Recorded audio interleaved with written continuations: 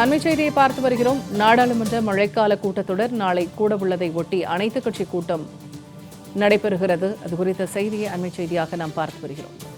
நாளை தொடங்கும் மழைக்கால கூட்டத்தொடருக்காக இன்று அனைத்துக் கட்சி கூட்டம் நடைபெறுகிறது. இந்த கூட்டத்தொடர் ஆகஸ்ட் 21ஆம் தேதி வரை நடைபெற இருக்கிறது. கூட்டத்தொடரை சுமூகமாக நடத்துவதற்காக அனைத்துக் கட்சி கூட்டத்திற்கு ஏற்பாடு செய்யப்பட்டிருக்கிறது. கூடுதல் தகவல்களை தருகிறார் சிறப்பு செய்தியாளர் யோகேஸ்வரன். யோகேஸ்வரன், இப்ப அனைத்துக் கட்சி கூட்டம் இன்று தொடங்க இருக்கிறது. மழைக்கால கூட்டத்தொடரை முன்னிட்டு என்னென்ன விஷயங்கள் இது பற்றி பேசுறதுக்கு வாய்ப்பு இருக்கிறது? ஜூலை 21ஆம் தேதி தொடங்கி ஆகஸ்ட் 21ஆம் தேதி வரைக்கும் நாடாளுமன்றத்தினுடைய மழைக்கால கூட்டத்தொடர் நடைபெற இருக்கிறது.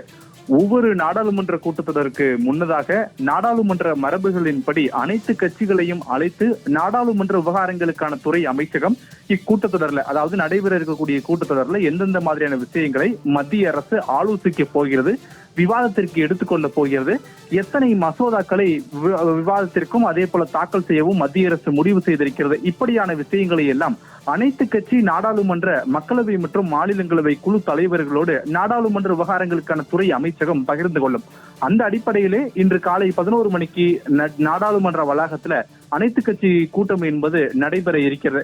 இந்த அனைத்து கட்சி கூட்டத்துல 24 கட்சிகள், மாநில மற்றும் தேசிய கட்சிகள் 24 கட்சிகள் பங்கேற்பார்கள் என்று தெரிவிக்கப்பட்டிருக்கிறது. குறிப்பாக பல்வேறு விவகாரங்கள் குறித்து மத்திய அரசு இந்த அனைத்து கட்சி கூட்டத்துல எதிர்கட்சி அரசுகளை வலியுறுத்தி இருப்பதாகவும் சொல்லப்படுகிறது. ஒன்று, கடந்த கூட்டத்தொடரை போல் அல்லாமல் இந்த கூட்டத்தொடர் நீண்ட நாட்களோடு நடத்தப்படுகிறது. எனவே இந்த கூட்டத்தொடர்ல சுமூகமான முறையில எதிர்கட்சிகள் கடைபிடிக்கப்பட வேண்டும் நலனை எல்லாம் என்ற வலியுறுத்தல் மத்திய அரசு தரப்பிலிருந்து முன்வைக்கப்படும் என எதிர்பார்க்கப்படுகிறது. அதே நேரத்துல எதிர்கட்சிகளை பொறுத்தவரையிலுமே கடந்த கால நிகழ்வுகளாக பல்வேறு விவகாரங்கள் இருக்கிறது. குறிப்பாக சமீபத்துல பீகார்ல நடைபெற்று வரக்கூடிய அந்த தேர்தலுக்கு முன்னதான நடவடிக்கைகள்ல எதிர்கட்சிகளுடைய கடுமையான அதிருப்திகள் குறித்து விவாதம் நடத்த கோருவார்கள். இவை தவிர சமீபத்துல அகமதாபாத்தில் நடைபெற்ற ஏர் இந்திய விமான விபத்து தொடர்பாக உண்மை தன்மைகள் குறித்தெல்லாம் கண்டறியப்பட வேண்டும் என்று எதிர்கட்சிகள் வலியுறுத்தப்படக்கூடிய நிலையில அந்த விவகாரங்கள் குறித்து, அதே போல பகல்காம் தாக்குதல் நடத்தப்பட்டது. அந்த பகல்காம் தாக்குதலுக்கு பிறகு உடனடியாக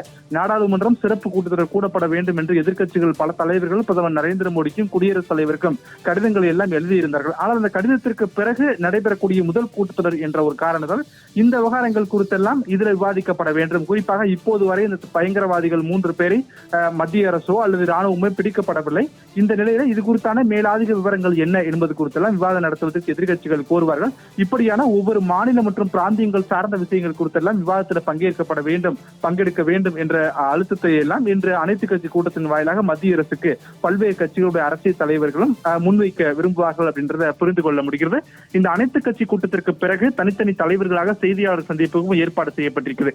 இந்த செய்தியாளர் சந்திப்புல என்னென்ன மாதிரியான விஷயங்கள் குறித்தெல்லாம் நாங்கள் விவாதித்தோம் என்பது குறித்தெல்லாம் அனைத்து கட்சி கூட்டத்தில் பங்கேற்றிருக்கக்கூடிய அரசியல் தலைவர்கள் தெரிவிப்பார்கள் என எதிர்பார்க்கப்படுகிறது.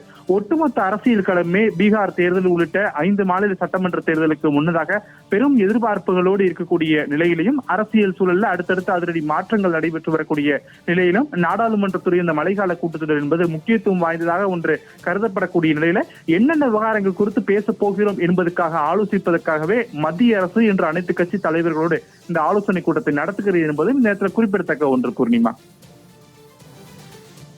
தகவல்களை வழங்கியமைக்க நன்றி யோகேஸ்வரன்.